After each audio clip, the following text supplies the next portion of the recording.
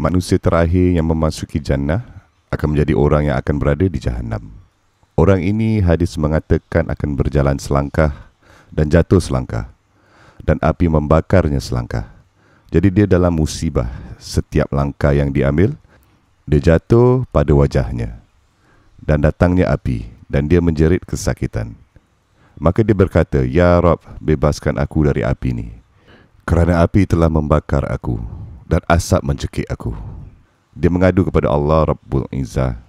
Oleh itu Tuhan Maha Rahmah dan Maha Mulia memberitahunya, "Sekiranya aku melepaskan kamu dari api, adakah kamu berjanji untuk tidak meminta apa-apa lagi?"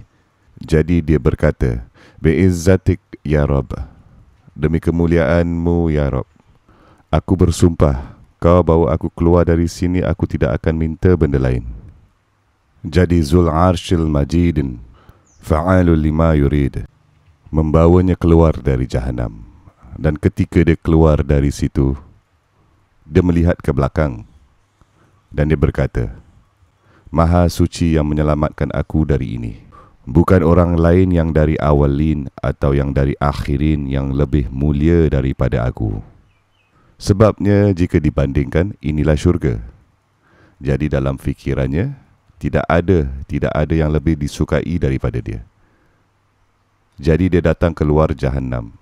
Dan kemudian Allah Rabbul Izzah perintah agar sebatang pokok keluar di hadapannya, dan juga mata air. Jadi sekarang dia berada di pintu gerbang Jahannam, dan dia nampak air, dan faham bahawa tidak ada air di Jahannam. Semoga Allah menyelamatkan saya dan kamu dari Jahannam. Wa in yastaghisu yughasu bima'in kalmuhli yashwil wujuh. Dan bila-bila masa mereka meminta minuman, mereka diberi air yang membakar wajah semasa anda meminumnya. Jadi air adalah komoditi yang jarang berlaku. Oleh itu, apabila dia nampak air, dia rindukannya. Tetapi dia berjanji bahawa dia tidak boleh minta apa-apa lagi. Dan dalam salah satu hadis dia berkata, "Ya Rabb, Ya Rabb, Ya Allah, Ya Allah."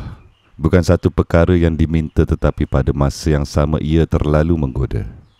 Jadi dia berkata, "Ya Rabb, bawa aku dekat dengan pokok itu dan air itu, supaya aku dapat duduk di bawah naungannya, keteduhannya dan minum dari airnya."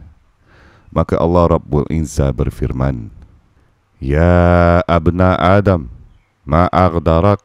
Wahai anak Adam, bagaimana engkau memungkiri janji? Bukankah engkau telah janji kepadaku, kau tidak akan meminta apa-apa lagi?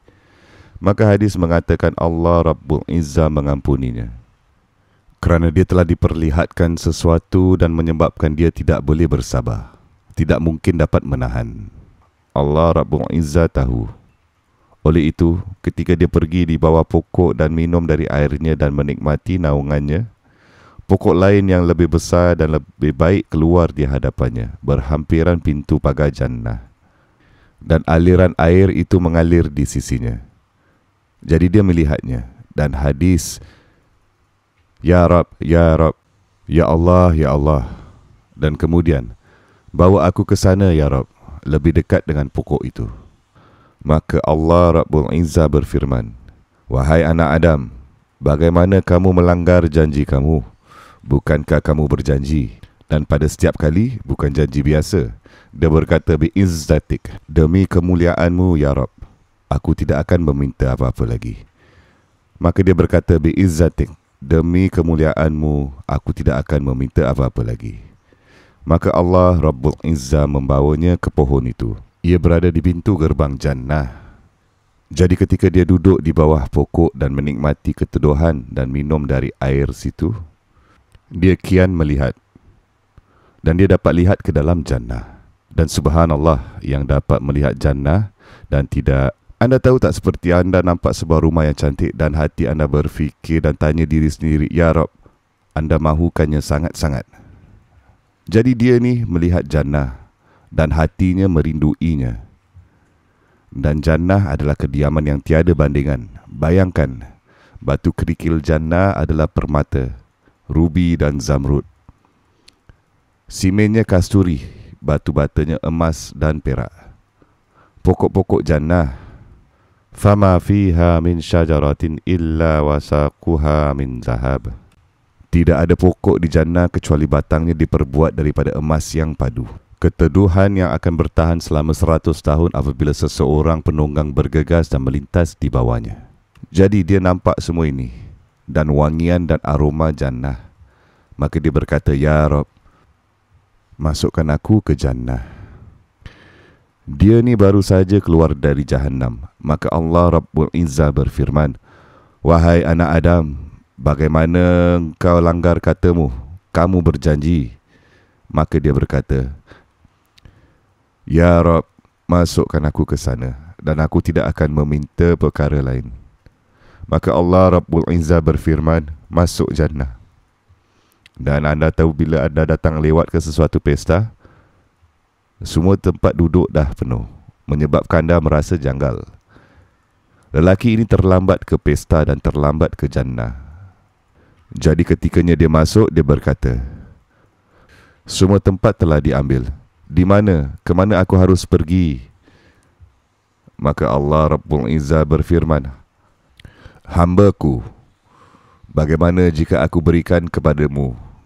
Dalam satu riwayat, ukuran kerajaan salah seorang raja dunia.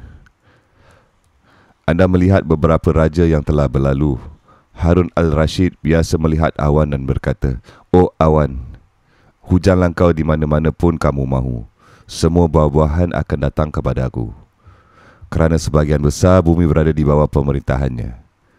Jadi raja-raja seperti itu. Maka dia berkata, "Ya Rabb, kau mengolok-ngolokkan aku sementara engkau adalah Tuhan semesta alam?" Ibnu Mas'ud ketika dia menceritakan ini ketawa. Maka mereka bertanya kepadanya, "Ya Ibnu Mas'ud, kenapa kamu ketawa?" Lalu dia menjawab, "Kerana Nabi SAW ketawa." Dan kami pergi bertanya kepada beliau, "Mengapa kamu ketawa?" Dia berkata, "Tuhanku ketawa ketika lelaki itu mengatakan ini." Jadi Allah Rabbul Izzah setelah dia ketawa, dia berkata, "Bagi anda itulah dikurniakan ukuran salah satu kerajaan atau ukuran bumi, wa mislu, dan yang lain sepertinya." Dan ketika dia mencapai yang kelima, lelaki itu berkata, "Radid ya Rabb, radid ya Rabb." Aku berpuas hati ya Rabb, aku puas hati.